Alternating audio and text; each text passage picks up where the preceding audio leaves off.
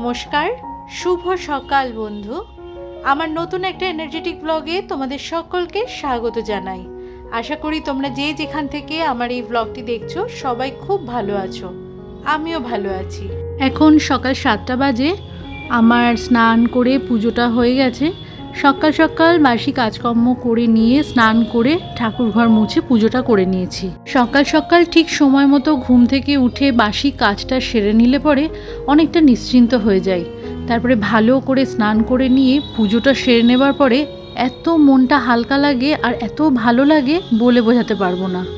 সত্যি বলতে কি, নিজের মানসিক শান্তিটা সেটা কিন্তু ভাষায় প্রকাশ করা সব সময়তে সম্ভব হয় না।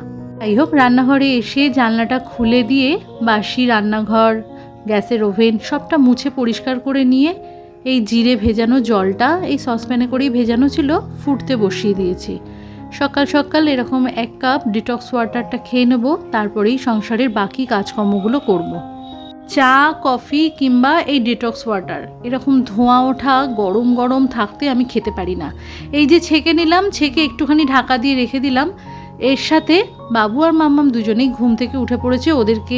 ওরা ফ্রেশও হয়ে নিয়েছে। একটা করে কাঁঠালি কলা, আমন্ড বাদাম, খেজুর আর 1 কাপ করে ঠান্ডা দুধ দিলাম। আমার ডিটক্স ওয়াটারটা কিন্তু এখনও ঢাকা দেওয়া রয়েছে। ওদেরকে খাবারটা দিয়ে নিয়ে এদিক ওদিক যে সমস্ত জলের বোতলগুলো থাকে সমস্ত জলের বোতলগুলো ভরলাম। আমাদের বোতল রান্নাঘরে জল রাখার জায়গা আছে, সেখানে রেখে দিয়ে মামামের বোতলগুলো ওর ঘরে দিয়ে চলে এসে ডিটক্স ওয়াটারটা খেয়ে নিলাম। তারপরে ডিশওয়াশার খালি করে বাসনপত্রগুলো জায়গায় তুলে নিচ্ছি। আর এখানে এই মানি প্ল্যান্ট গাছটা বেশ লম্বা লম্বা হয়ে গেছে, পাতাগুলো তাই একটুখানি কাটিং করে নিচ্ছি। খুব একটা লম্বা হয়ে গেলে পাতার মুখগুলো নিচের দিকে চলে যায়, তো সেটা তখন দেখতে খারাপ লাগে, তাই জন্যই কাটিং করে সমান করে রাখি। আর আগেও অনেকবার পাতা কেটেছি, কেটে এই টবের মধ্যেই পুঁতে দিয়েছিলাম। তাতে কি হয়, গাছটা খুব ঝোপালো হয়ে যায়, দেখতে কিন্তু খুব ভালোই লাগে। আর আরেকটা জায়গায় যে মানি প্ল্যান্ট রয়েছে সেটা দেখতে পাচ্ছ, ওটা হচ্ছে যে চপার থাকে সেই চপারের তলার অংশটা। চপারের মুখের ওপর দিককার যে ঢাকনাটা ছিল সেটা ফেটে গেছিলো, ওই যে দড়ি দিয়ে টানা যে চপারগুলো হয় সেটা। তলার যে অংশটা আছে সেটাকে ফেলে না দিয়ে আমি এই মানি প্ল্যান্ট গাছগুলোকে এর মধ্যে এরকমভাবে লাগিয়ে রেখেছি। আর এই অংশটা যেহেতু ট্রান্সপারেন্ট, মাল্টি কালারের ওই স্টোনগুলো দিয়েছি, সেজন্য দেখতে কিন্তু খুব সুন্দর লাগে। এবারে যে কাটিং করেছি পাতাগুলো সেগুলোকে দেখে শুনে নিয়ে ওই টবটার মধ্যে পুঁতে দেবো। গাছের আমার বরাবরই ভীষণ শখ, কিন্তু এই 3 তলার ওপরে এত গরম হয় সেজন্য গাছ তেমনভাবে বাঁচাতে পারি না। যে কোনো সাদামাটা জায়গাতে যদি একটু সবুজের ছোঁয়া লাগে, সাথে সাথে যেই জায়গাটার চেহারাটাই কিন্তু একদম বদলে যায়। তো ডিফেনবাচিয়া যে গাছটা আমার ছিল সেটা একটা থেকে তো আমি 5টা গাছ করেছি, সেই 5টাই বেঁচে আছে। বেশ কিছু মানি প্ল্যান্ট এই গাছগুলোই 3 তলাতে রয়েছে, 2টো বোগেনভিলা, আরও কিছু কিছু ফুলের গাছ টাছগুলো আছে। আর আমার 1 তলাতে অ্যারিকাপামের 2টো গাছ রাখা রয়েছে, বেশ সুন্দর হয়েছে গাছগুলো ওখানে। তো ভেবেছি ছাদে নিয়ে এসে ওগুলো রাখবো। দেখা যাক, আগামীকাল বাবুকে দিয়ে 1 তলা থেকে ছাদে তুলবো, কারণ আমার পক্ষে সম্ভব নয় অত বড় গাছ মাটি ভর্তি টব নিয়ে 3 তলা অবধি টেনে নিয়ে আসা। যাই হোক, সকালবেলাতে টুকটাক কিছু কাজ করে নিলাম, গাছটা কাটিং করে ঠিকঠাক করে নিয়ে এবারে ওই জলখাবারটা করছি।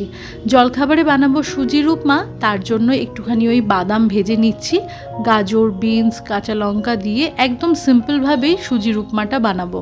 আজকে সকালে ঘুম থেকে ওঠার পর থেকেই দেখছি আকাশটা মেঘলা। নিম্নচাপ হলে যেমন আকাশটা ঘোলাটে লাগে, ঠিক তেমনি লাগছে, মনে হচ্ছে যেন এই বৃষ্টি আসলো বলে। ওয়াশিং মেশিনে জামা কাপড় ভর্তি করা রয়েছে, তাই জন্য আজকে আর ওয়াশিং মেশিনটা চালালাম না, কারণ কাঁচা হলে পরে ছাদে মেলা তো যাবেই না, আর না শুকালে পরে সেগুলো না তুললে সারাটা দিন ওই গায়ে মাথায় ঘোরাফেরা করব আর লাগবে। যাই হোক, যদি আগামীকাল রোদ ওঠে তাহলে আগামীকাল কেচে নেব। আর এই তো এখানে গল্প করতে করতে সকালে জলখাবারটা বানানো হয়ে গেছে, আর এরই মধ্যে আমাদের 3 জনের জলখাবার খাওয়াও হয়ে গেছে। আমার সংসারে প্রতিদিন যে সমস্ত কাজগুলো থাকে, যেভাবে আমি আমার দিনটা যাপন করি, সেটাই কিন্তু একটা ছোট্ট ভিডিও আকারে তোমাদের সাথে শেয়ার করার চেষ্টা করি। রেগুলার তো একই রকম রুটিন হয় না, যেমন যেমন হয় তেমন তেমনটাই শেয়ার করার চেষ্টা করি। আর প্রতিটা কাজ আমি আমার নিজের সুবিধা মতো, সুযোগ মতো আর সময় অনুযায়ী করি। অনেকেই আবার আমার ভিডিও পছন্দ করবেন, আবার কারোর আমার ভিডিও ভালোও লাগবে না, সেটাই স্বাভাবিক। সবার সব কিছু তো ভালো লাগে না, আর একই জীবনে সবার মন জুগিয়ে চলাও সম্ভব নয়। এতদিন ধরে তোমরা যারা আমার ভিডিও দেখছো তারা বুঝতেই পেরেছো যে আমি খুব পজিটিভভাবে থাকতে ভালোবাসি, পজিটিভ চিন্তাধারা রাখার চেষ্টা করি। আর সমস্যা সবার জীবনেই আছে, কারোর কম কারোর বেশি। সেটা আমি কিভাবে দেখব, কিভাবে অন্যজনের সামনে জিনিসটাকে প্রেজেন্ট করব, সেটা সম্পূর্ণ আমার দৃষ্টিভঙ্গি। একটা ছোট জিনিস দেখার আদলেই কিন্তু সেই জিনিসটা বড় আকার নেয়। সুতরাং সমস্যা আছে বলে কোথাও থেমে থাকবো এমন মানুষটা কিন্তু আমি নই। সমস্যা থাকলে তার থেকে পিঠ দেখিয়ে পালিয়ে না গিয়ে সেটাকে ফেস করার চেষ্টা করি। নিজেকে পজিটিভ রাখা, পজিটিভ কথাবার্তা বলা আর পজিটিভ চিন্তাভাবনা নিয়ে জীবনে এগিয়ে চলা, সেটা কিন্তু একটা অভ্যাস বলতে পারো।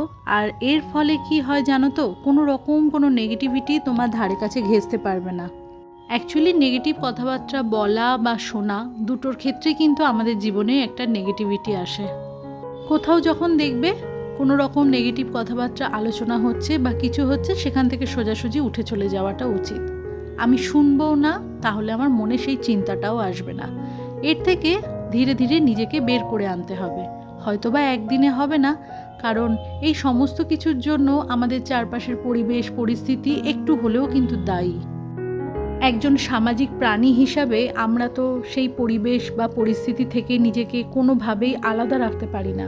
তবে অভ্যাসটা এমনই করতে হবে যেন শুনেও শুনবো না, নিজের মনেও চিন্তা করব না।